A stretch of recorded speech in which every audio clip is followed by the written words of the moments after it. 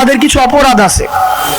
আমাদের 1 নম্বর অপরাধ সেটা হচ্ছে 5ই আগস্টের পূর্বে আমরা জীবনের ঝুঁকি নিয়ে আমরা ফ্যাসিস্ট খুনি শেখ হাসিনাকে আমরা পালিয়ে যেতে বাধ্য করেছি। এটা হচ্ছে আমাদের প্রথম অপরাধ।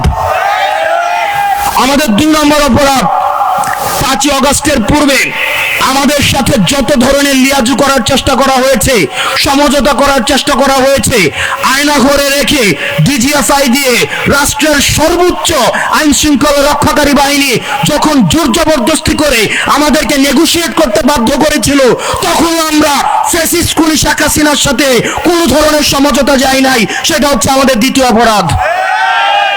আমাদের 3 নম্বর অপরাধ, 5ই আগস্টের পরে বাংলাদেশের প্রত্যেকটি বিশ্ববিদ্যালয় গ্যাস্ট্রুম গণরুম নামে যে ধরনের টর্চার সেলগুলো ছিল, 5ই আগস্টের পরে বাংলাদেশের কোন বিশ্ববিদ্যালয়ে গ্যাস্ট্রুম গণরুম নামে কোন ধরনের টর্চার সেল নাই।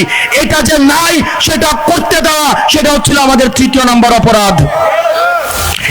বৈষম্য বিরোধী ছাত্র আন্দোলনের আরো অপরাধ, তারা টেন্ডারবাজিতে জড়িত না, তারা চাঁদাবাজিতে জড়িত না, তারা যেই রাজনীতিবিদ রয়েছে, বিদ্যমান যে রাষ্ট্র কাঠামো রয়েছে, বিদ্যমান যে রাজনৈতিক বন্দোবস্ত রয়েছে, তারা তাদের জীবনের ঝুঁকি নিয়ে সেগুলোর প্রতিনিয়ত সমালোচনা করে।